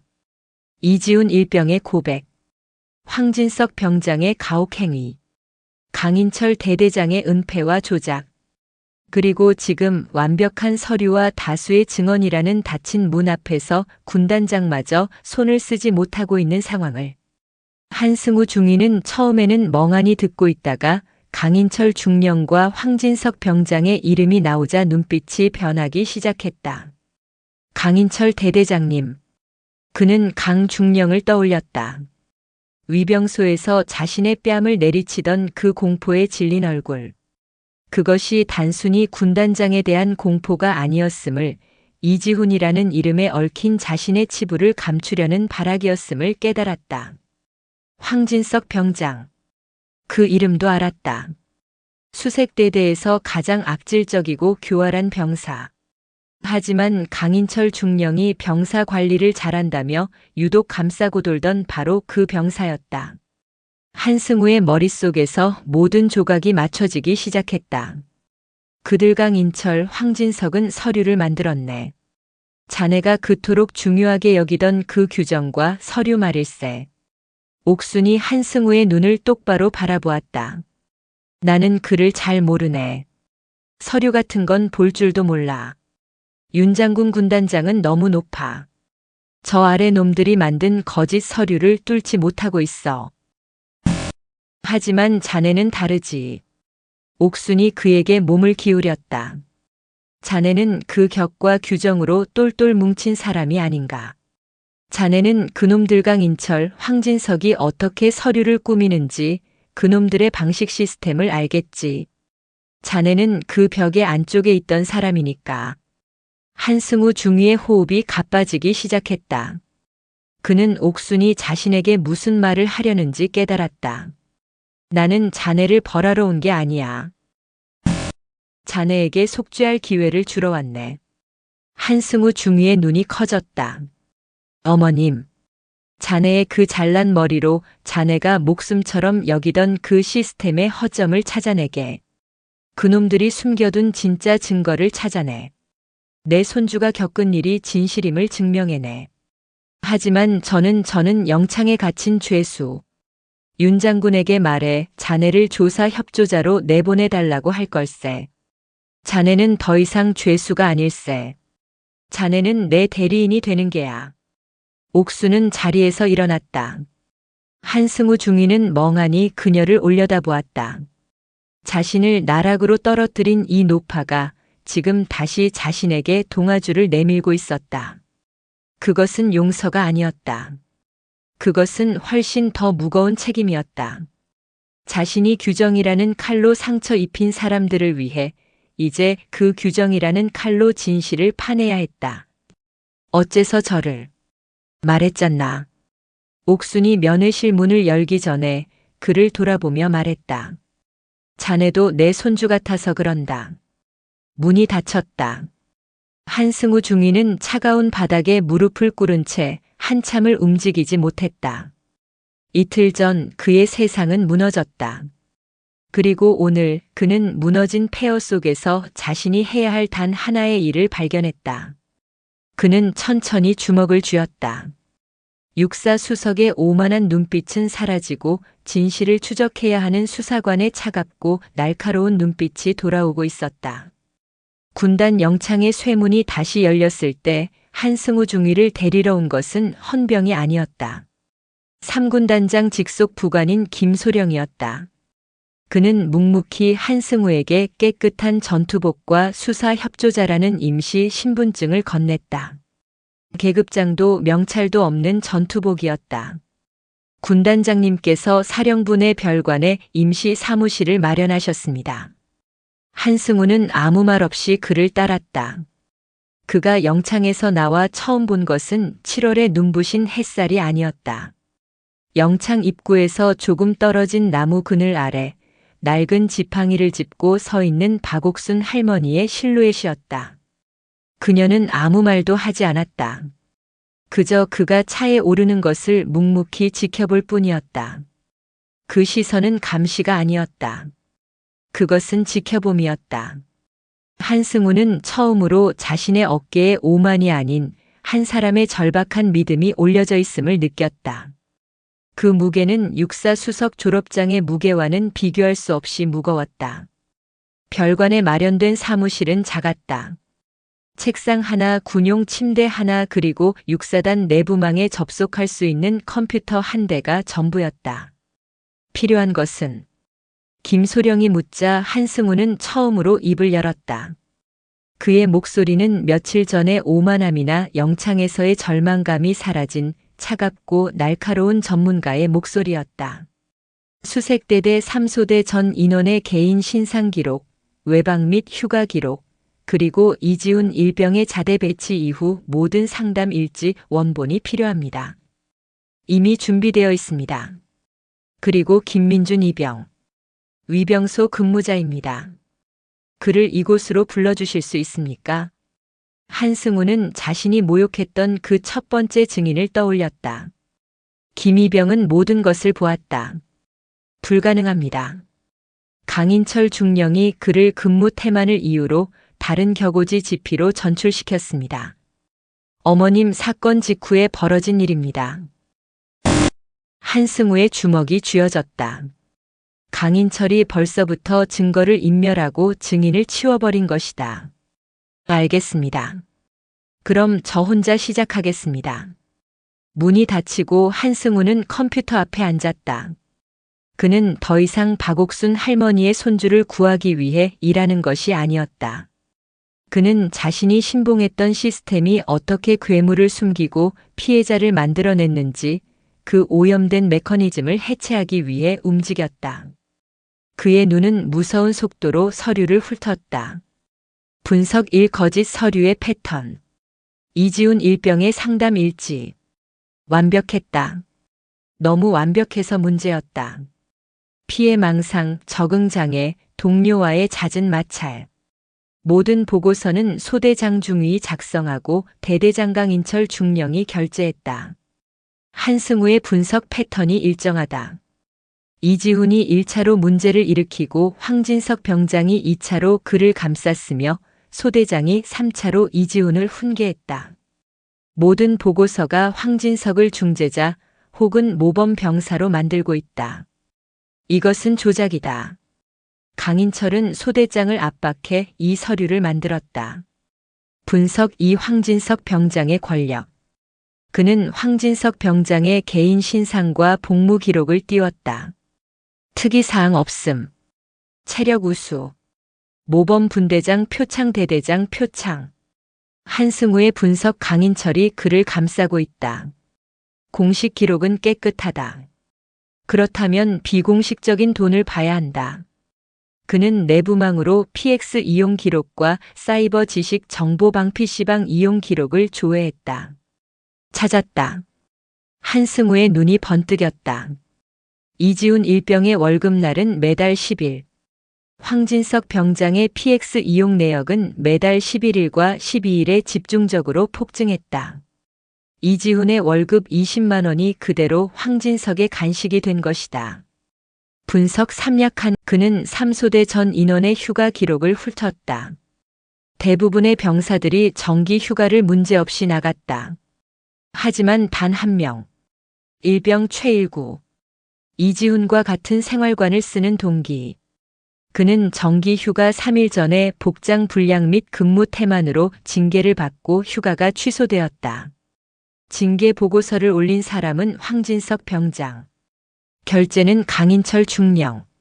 한승우의 분석 황진석이 최일구를 통제하고 있다. 휴가를 빌미로 협박했을 것이다. 최일구는 이지훈이 당하는 것을 모두 봤지만 자신의 휴가 때문에 입을 다물었을 것이다. 그가 약한 골이다. 분석 4 괴물의 오만함. 한승우는 황진석의 사이버 지식 정보방 이용 기록을 더 깊게 팠다. 황진석과 그 무리 3명은 이지훈에 대한 가혹 행위 젖은 수건, 짬통 사건가 있었던 날 직후에 예외 없이 PC방을 단체로 이용했다.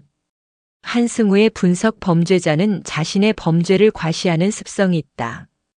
특히 황진석처럼 오만한 놈은. 그는 무엇을 했을까? 인터넷 불법 도박? 아니, 그건 돈이 든다. 그는 기록을 남겼을 것이다.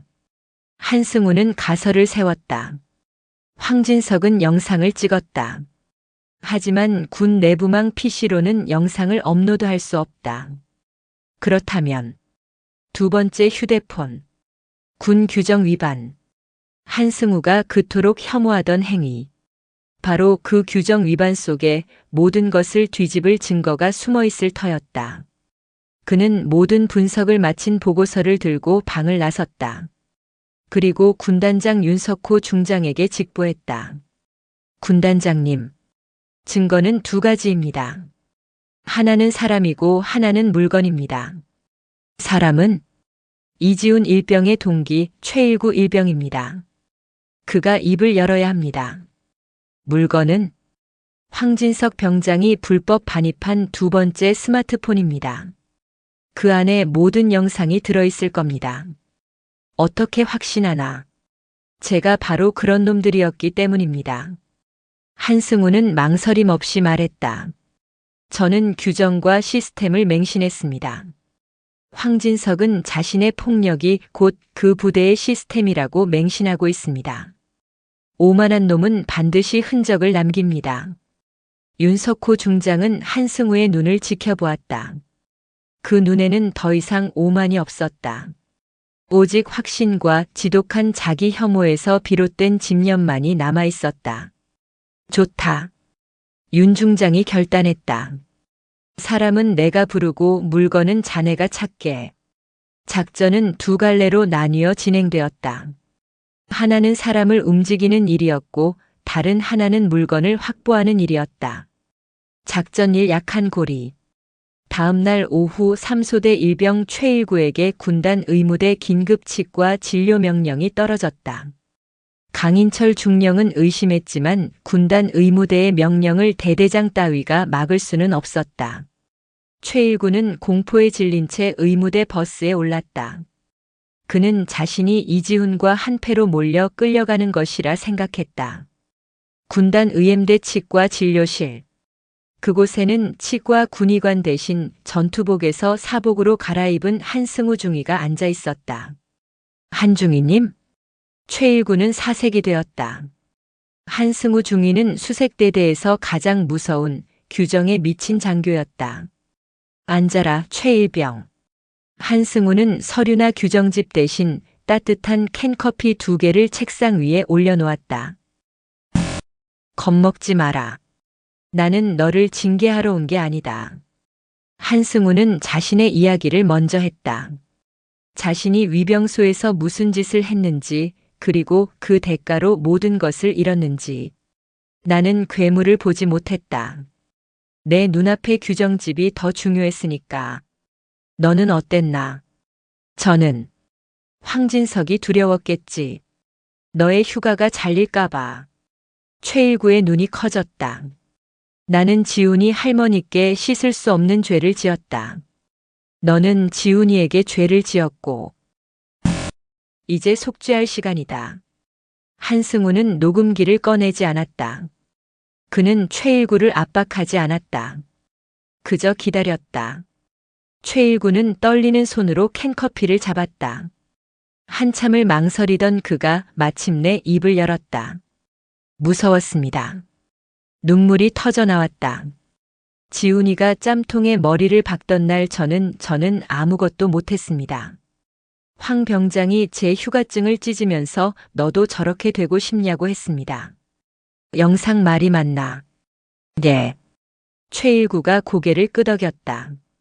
두 번째 폰이 있습니다. 황 병장 관물대 제일 아래 칸 파란색 단백질 보충제 통 안에 숨겨뒀습니다.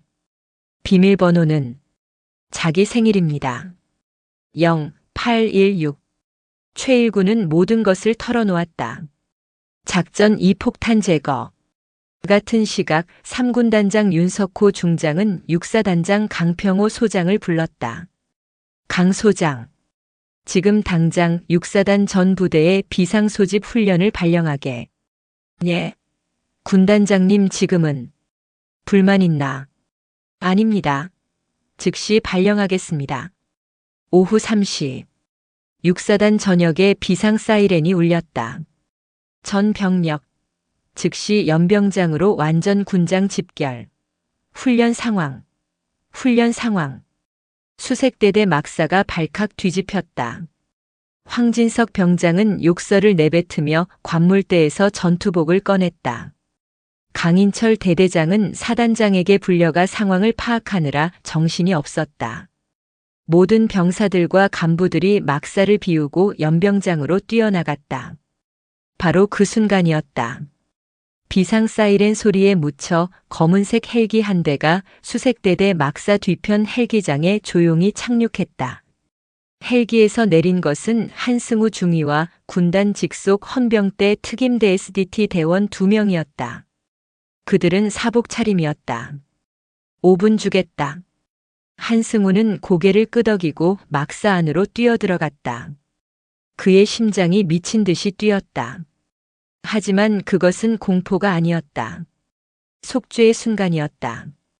그는 3소대 생활관으로 뛰어들어갔다. 황진석 명찰이 붙은 관물대. 그는 자물쇠를 부수고 문을 열었다. 맨 아래 칸 파란색 단백질 보충제 통이 보였다. 한승우는 뚜껑을 열고 통 안에 손을 찔러 넣었다. 하얀 가루 속에서 딱딱한 물체가 손에 잡혔다. 비닐에 쌓인 검은색 스마트폰. 그는 그것을 꺼내 들었다. 0816.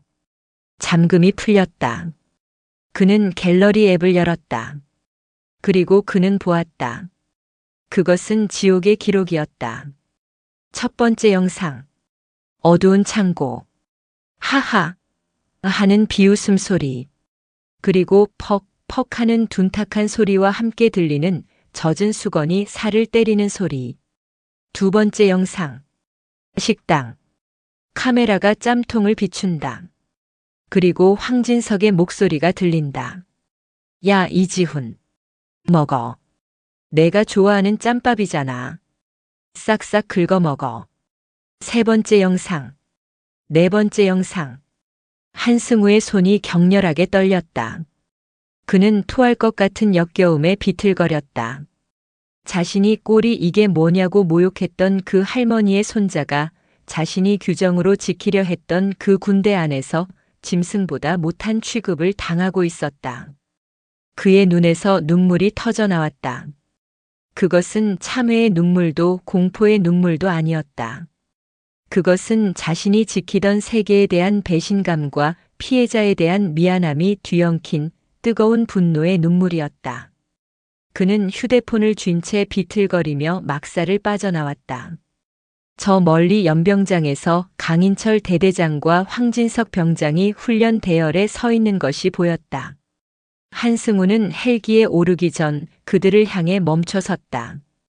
그리고 그는 그 지옥의 증거가 담긴 스마트폰을 하늘 높이 들어 올렸다. 강인철 중령과 황진석 병장은 그가 누구인지, 그가 손에 쥔 것이 무엇인지 깨닫고 사색이 되었다. 한승우는 헬기에 올라타며 자신의 휴대폰을 꺼냈다. 그리고 단축번호 1번 박옥순 할머니가 머무는 영빈관의 번호를 눌렀다. 어머님. 그의 목소리는 울음으로 잠겨 있었다. 어머님, 증거 찾았습니다. 한승우 중위의 울음 섞인 보고를 받은 박옥순 할머니는 그저 눈을 감고 한마디를 내뱉었을 뿐이었다. 고맙네. 내 손주. 그 한마디에 한승우는 앵무너져 내렸다. 다음 날 3군단 사령부의 가장 깊숙한 곳에 위치한 대회의실은 지옥의 축소판이었다. 방 안에는 3군단장 윤석호 중장, 육사단장 강평호 소장, 그리고 상석에 박옥순 할머니가 앉아 있었다. 그들 앞에는 헌병대에 의해 양팔이 붙들린 수색 대대장 강인철 중령과 황진석 병장이 무릎을 꿇고 있었다. 한승우 중위는 그들 뒤편 증인석에 굳은 얼굴로 서 있었다. 강인철 중령. 윤석호 중장의 목소리는 얼음 같았다. 자네가 어젯밤까지 제출한 이지훈 일병의 허위 보고 및 정신 이상 소견서일세. 그가 완벽하게 조작된 서류 뭉치를 테이블 위로 던졌다. 그리고 이것은 그는 한승우 중위가 가져온 스마트폰을 들었다. 자네가 모범 병사라고 표창까지 준 황 병장의 업무 일지더군. 윤 중장은 회의실의 대형 스크린을 향해 리모컨을 눌렀다. 하하. 야, 이지훈. 먹어. 내가 좋아하는 짬밥이잖아. 화면 속에서 황진석 병장의 비웃음과 함께 이지훈 일병이 짬통에 머리를 박고 오열하는 모습이 재생되었다. 퍽, 퍽, 퍽. 어두운 창고 젖은 수건이 살을 때리는 둔탁한 소리가 회의실을 가득 메웠다. 강인철 중령의 얼굴이 흑빛으로 변했다. 황진석 병장은 비명을 지르며 고개를 저었다. 아, 아닙니다. 저건 조작입니다. 함정입니다. 윤석호 중장은 영상을 끄지 않았다. 그는 그 끔찍한 소리가 회의실을 계속 울리게 두었다. 조작? 그는 책상 위에 또 다른 서류를 들었다. 이것은 자네에게 휴가를 빌미로 협박당했던 최일구 일병에 잡힐 진술서다. 자네가 이지훈의 월급을 갈취한 내역, 불법 도박 사이트 접속 내역, 자네의 두 번째 폰 비밀번호 816까지 모두 일치하는군. 황진석 병장의 입이 닫혔다. 윤석호 중장은 마침내 시선을 강인철 중령에게 고정했다. 강인철 중령. 자네는 지휘관이기를 포기했다. 군단장님. 자네는 한 병사의 절규를 사소한 일로 치부했고 진실을 부대 명예라는 더러운 보자기로 덮었으며 피해자를 정신병자로 몰았다. 자네가 지키려 한 것은 부대도 명예도 규정도 아니다. 오직 자네의 안위뿐이었어. 그는 헌병대장에게 고개를 끄덕였다. 두 사람 군사법원으로 직행시키게. 한치의 자비도 없을 걸세. 강인철 중령과 황진석 병장은 짐승처럼 울부짖으며 끌려나갔다. 회의실에는 세 사람만 남았다. 윤석호 중장, 박옥순 할머니, 그리고 한승우 중위. 윤 중장은 한승우를 바라보았다. 그의 눈은 여전히 엄격했다. 한승우 중위. 네. 자네가 결정적인 증거를 찾은 것은 사실이다. 자네의 속죄하려는 의지도 확인했다. 하지만 자네가 어머님께 저지른 죄가 사라지는 것은 아니다. 자네는 군인의 명예를 그리고 한 인간의 존엄을 짓밟았다. 한승우는 조용히 눈을 감았다. 그는 어떤 처벌도 달게 받을 각오가 되어 있었다. 자네는 오늘부로 육사단 수색대대에서 보직 해임된다. 그리고 육군본부로 발령 대기한다. 예. 한승우가 놀라 고개를 들었다. 불명의 저녁이 아니었다. 자네가 그토록 맹신하던 그 규정과 시스템에 자네 같은 놈들 때문에 구멍이 뚫렸다. 윤 중장은 책상 서랍에서 새로운 발령장을 꺼냈다. 자네는 육군본부 병영문화혁신단 소속 심리상담 장교로 보직을 변경한다. 심리상담 말입니까? 그렇다. 자네는 규정의 허점을 누구보다 잘 아니 이제 그 허점을 메우는 일을 하게 될 거다. 자네의 그 잘난 머리로 서류 뒤에 숨은 병사들의 피눈물을 읽어내는 일을 하란 말이다. 그것은 징계였다. 그러나 그것은 또한 옥순이 말했던 다시 세울 기회였다. 한승우는 윤석호 중장에게 경례를 붙이지 않았다. 그는 천천히 박옥순 할머니에게 다가갔다. 그리고 그는 다시 한번 무릎을 꿇었다. 어머님. 그는 옥순의 거칠고 뒤틀린 손을 조심스럽게 잡았다. 제가 지키려던 것은 군대가 아니었습니다. 제 오만이었습니다. 평생 오늘을 잊지 않겠습니다. 어머님께서 제게 가르쳐 주신 진짜 격이 무엇인지 평생 갚으며 살겠습니다. 죄송합니다. 그리고 그의 목소리가 잠겼다. 감사합니다.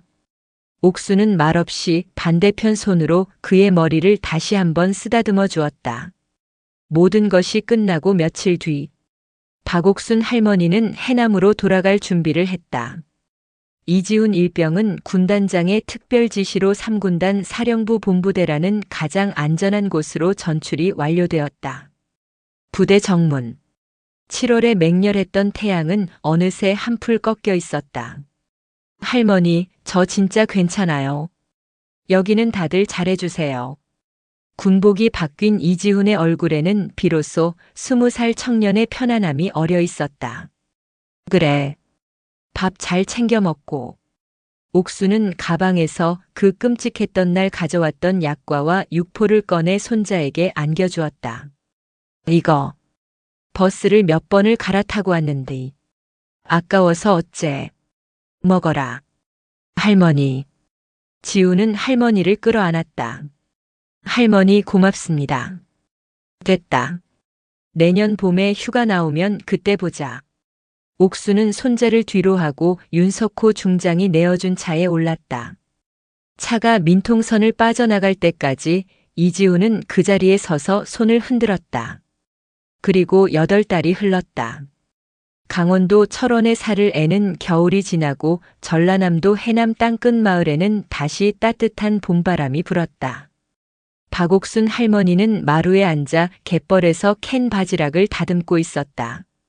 우체부가 편지 한 통을 건네고 갔다. 손자 지훈의 편지는 아니었다. 발신지는 낯선 강원도 양구의 한 부대였다. 옥순이 편지를 뜯자 낯익지만 단정해진 필체가 눈에 들어왔다. 한승우 중이었다. 어머님께 봄이 왔습니다. 이곳 양구는 아직 춥지만 그래도 눈이 녹은 자리에서 꽃이 필요합니다. 얼마 전 한 병사와 상담을 했습니다. 아버지가 아프시고 집안이 어려워 자꾸만 엇나가는 아이였습니다. 그 아이의 서류에는 적응장애, 반항적 성향이라고 적혀 있었습니다. 예전에 저였다면 그 아이를 규정대로 징계했을 겁니다. 하지만 저는 어머님을 떠올렸습니다. 그리고 서류 대신 그 아이의 눈을 보았습니다.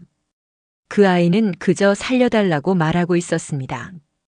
저는 그 아이의 휴가를 만들어주기 위해 제가 그토록 싫어했던 예외 규정을 찾느라 밤을 새웠습니다. 어머님, 저는 아직 제가 잃어버린 격을 다 되찾지 못했습니다. 하지만 이제는 압니다. 진짜 지켜야 할 것이 무엇인지. 부디 해남의 봄 평안하십시오. 박옥순 할머니는 편지를 가슴에 품었다. 그녀는 고개를 들어 마당을 바라보았다. 담벼락 너머로 남편 임철규 장군의 흑백 사진이 걸려 있었다. 남편은 이 땅을 지켰다. 그리고 그녀는 그 땅에 살아가는 아들들을 지켜냈다. 해남의 갯벌 위로 따뜻한 봄 햇살이 부서지고 있었다.